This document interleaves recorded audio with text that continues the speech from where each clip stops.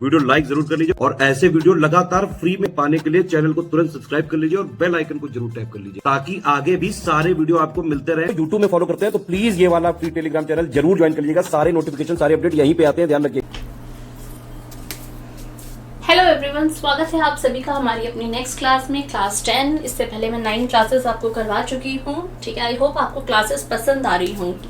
तो क्लासेस अगर पसंद आ रही हैं तो वीडियो को लाइक करना, शेयर करना और नीचे कमेंट्स में भी बताया करो भाई कि क्या आपको पसंद आ रहा है। अगर कुछ नहीं भी पसंद आ रहा तो वो भी बताओ ताकि हम नेक्स्ट टाइम से उस चीज़ को रेक्टिफाई करें। राइट, चलिए स्टार्ट करते हैं। सो आज का हमारा पहला क्वेश्चन है, in the sentence he finished the job eight one go, the word go is.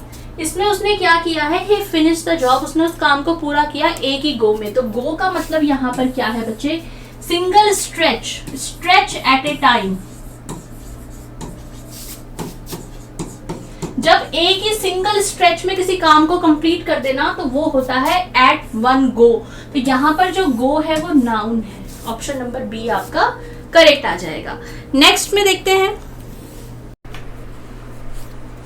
ठीक है, ये बात समझ में आई। नेक्स्ट देखें, change the sentence I never eat meat he explained into indirect speech. ये डायरेक्ट स्पीच में आपको एक सेंटेंस दिया गया है, आपको इसे इनडायरेक्ट फॉर्म में कन्वर्ट करना है।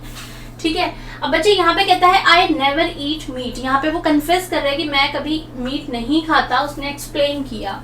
तो ही एक्सप्लेन्ड, तो एक्सप्लेन्ड ही रहेगा, एक्सप्लेन्स तो नहीं हो जाएगा।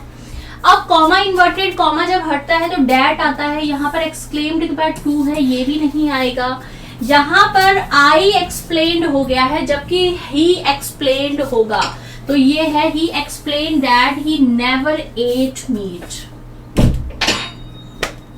The word rendezvous means, rendezvous means क्या होता है, एक ऐसा प्लेस जो मीटिंग के लिए डिसाइड किया गया हो, या जब हम किसी से मुलाकात करते हैं, मीटिंग फिक्स करते हैं तो वो भी रेंडिजिवस होता है। वहां पे मुलाकात में बातचीत होती है, या एक ऐसा प्लेस जहां पर मीटिंग होती है, तो place appointed for a meeting, that is rendezvous. आपने देखा होगा कि शोज भी आते हैं ऐसे टीवी में काफी सारे। Next, which of the following word is wrongly spelled, इसमें से किसकी स्पेलिंग गलत है। कॉरेस्पॉन्डेंसी ठीक है, ठीक है, कंसाइंस ठीक है, अकरेंस ठीक है, कन्वीनियंस गलत है, आई यहाँ पर आएगा, ई यहाँ पर आएगा, ये उल्टा हो जाएगा, इंटरचेंज हो जाएंगी इनकी पोजीशंस। ठीक है, change the sentence let it be done at once into active voice. अब ये आपको ऑलरेडी पैसिव वॉइस में दे रखा है, और ये पैसिव वॉइस में वो है जिसमें हम लेट से जो हमारा सेंटेंस स्टार्ट होता है, लेट ऑब्जेक्ट ये सेंटेंस स्टार्ट होते हैं। तो जब इन सेंटेंसेस को हम एक्टिव वॉइस में कन्वर्ट करते हैं तो यहाँ पर डू वर्ब की फर्स्ट फॉर्म के साथ यहाँ पर होता है, वर्ब की फर्स्ट फॉर्म। राइट, अब यहाँ पे देखो let it happen at once, let से स्टार्ट नहीं होगा तो ये दोनों तो वैसे ही कैंसिल हो गए। अब वहां पे बोला है एट वंस, तो यहाँ पर तो एटलीस्ट लगा दिया, तो एटलीस्ट की क्या जरूरत है भाई, जब एट वंस कह रहा है तो एट वंस ही रहेगा।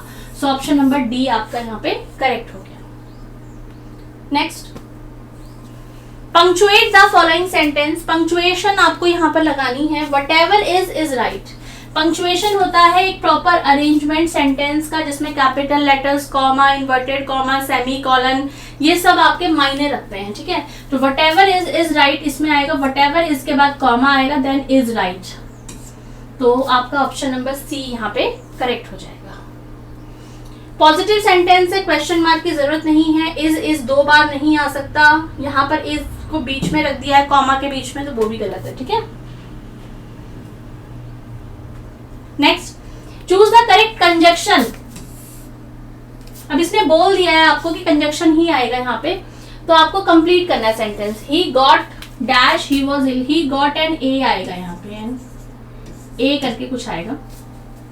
ही got dash he was ill, वह बीमार था लेकिन उसने मिला। अब बच्चे यहाँ पर इस तरीके के जो सेंटेंस होते हैं उसमें ऑल्दो यूज करते हैं। ऑल्दो मतलब यहाँ पे इन स्पाइट ऑफ, राइट, यानी कि के बजाय, बीमार होने के बावजूद भी जब हम यूज करते हैं ना कि वो बीमार था लेकिन तब भी पेपर देने आया, वह बीमार था लेकिन तब भी उसने उस काम को पूरा किया, तो यही जब यहाँ पे हम बावजूद यूज करते हैं तो वहां पर उस तरह के जो सेंटेंस होते हैं उसमें ऑल्दो यूज किया जाता है। व्हाइट एलिफेंट, क्या है ये? White elephant, right. White elephant यहाँ पे बच्चे यानी कि सफेद हाथी। अब इसका डायरेक्ट सफेद हाथी तो यहाँ पर आएगा नहीं, तो मैं आपको समझा देती हूँ। व्हाइट एलिफेंट का मतलब होता है एक ऐसी चीज जो आपको जरूरत भी नहीं है और उसे रखना आपके लिए बहुत महंगा पड़ रहा है। यानी कि वो चीज को रखेंगे तो आपको जरूरत भी नहीं है, ऐसा नहीं कि उसके बिना काम नहीं चल रहा, नहीं रखेंगे तो ज्यादा ठीक है, लेकिन रखेंगे तो वो महंगा पड़ेगा। तो यानी कि रेयर ऑब्जेक्ट नहीं, अनइकोनॉमिकल पोजेशन, एक ऐसा अधिकार जो आपके लिए अनइकोनॉमिकल हो, यानी कि आपके बजट से बाहर हो। तो ऑप्शन नंबर बी आपका करेक्ट आ गया। नेक्स्ट है आपके सामने, चूज द करेक्ट सिनोनिम। यहाँ पर आपको सिनोनिम बताना है, यानी कि जिसका मीनिंग आपके सामने सेम होगा, सेम मीनिंग आपको ये बताना है। तो बच्चे यहाँ पे अबॉमिनेबल है, ठीक है। अबॉमिनेबल मतलब एक ऐसा कोई एक्ट या कोई ऐसे थॉट या ऐसा विचार कह लीजिए, ठीक है, जो तिरस्कार पूर्ण भरा हुआ, डिस्कस्टिंग हो। तो इसका सेम मीनिंग क्या होता है? डिस्कस्टिंग, घृणात्मक, तिरस्कार पूर्ण, जिसकी हम निंदा करें, ये सब। इन द पाइपलाइन, कोई चीज पाइपलाइन में है तो कहते नहीं ये प्रोजेक्ट यार पाइपलाइन में फंसा हुआ है। तो पाइपलाइन का मतलब ये नहीं है कि पानी का पाइप है और उसमें प्रोजेक्ट फंसा हुआ है। पाइपलाइन का मतलब होता है in the process of being developed, जो काम किसी होने की स्थिति में होता है उसका जो प्रोसेस होता है उसे कहते हैं in the pipeline. Choose the correct indirect speech of the given sentence. The doctor said to me, take this medicine twice a day. अब बच्चे डॉक्टर ये कह रहा है मुझसे कि इस मेडिसिन को एक दिन में 2 बार लो। तो डॉक्टर said to me, अब डॉक्टर कह रहा है तो यहाँ पे डॉक्टर told भी हो सकता है, लेकिन डॉक्टर हमेशा एडवाइस देता है, प्रिस्क्राइब्ड करता है।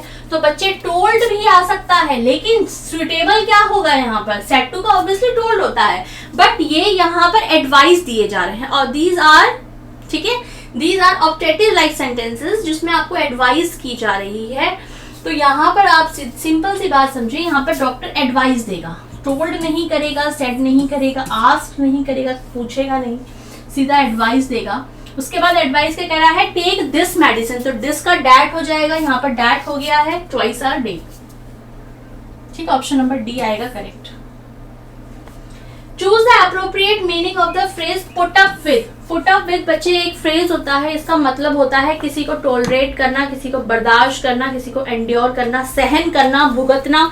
तो पुट अप विद जो होगा इसका करेक्ट मीनिंग होगा, एप्रोप्रिएट मीनिंग होता है टॉलरेट करना, सहन करना। ठीक है, next, communication that used to assign goals to subordinates in organisation. जब हम किसी पर्टिकुलर ऑर्गेनाइजेशन की बात करते हैं, किसी भी, वहां पर जब आप अपने सबऑर्डिनेट्स को या जूनियर्स को कोई टास्क देते हैं, कोई गोल असाइन करते हैं, तो उस तरीके का जो कम्युनिकेशन होता है उसे हम डाउनवर्ड कम्युनिकेशन कहते हैं। हिंदी में बात करें तो अधोगामी संप्रेषण। Next, Which of the following is not a communication barrier? जो कम्युनिकेशन बैरियर नहीं है, नॉइज है, शोर शराबा होता है तो कम्युनिकेशन में बाधा आती है। प्रिजुडिस माइंड से, अगर आप पहले से ही किसी के लिए अपने मन में माइंड बना चुके हो कि यार मैं आदमी से बात नहीं करूंगा, ये बातें इधर की उधर करता है, पहले से आपने अपना माइंड बना लिया है, तो वो भी एक कम्युनिकेशन बैरियर है। तो ये भी बैरियर है। एक्टिव लिसनिंग, आप किसी की बात ध्यान से सुन रहे हैं तो ये कौन सा बैरियर है? नहीं ना। किसी की बात जब हम ध्यान से सुनते हैं तो ये तो अच्छा कम्युनिकेशन होता है। तो ये active communication is not a barrier, right. ये अच्छा, यहाँ पर ये मीडियम है, इट्स नॉट अ बैरियर। यहाँ पर बैरियर के बारे में बोला गया है, तो ये बैरियर है, ये है इम्प्रॉपर मीडियम बैरियर है। A plant is a vegetable organism is an example of. देखो, जो प्लांट है, जो एक पौधा होता है, एक वनस्पति जीवधारी होता है, तो यह किसका उदाहरण है? बच्चे, the example of synonymous definition. Synonymous होता है जहां पर सेम मीनिंग्स की बात करते हैं। तो प्लांट भी है, वेजिटेबल भी है, वीड है, ये सब क्या है? These are same, right. तो ऑप्शन नंबर सी आपका करेक्ट हो जाएगा। आगे देखते हैं, नेक्स्ट में देखते हैं आगे। Division of Indians into rich, poor, intelligent and dull is an instance of. भारतीयों का अमीर, गरीब, बुद्धिमान तथा मंद बुद्धिमान में विभाजन क्या है? तो इसे हम क्रॉस डिवीजन कहते हैं। जिसमें हम कैटेगरी वाइज डिवाइड करते हैं उसे हम कहते हैं cross division. So this is the last question of today's session. अब मैं आपको मिलूंगी क्लास 11 में, नेक्स्ट क्लास में मिलती हूँ। Thank you so much.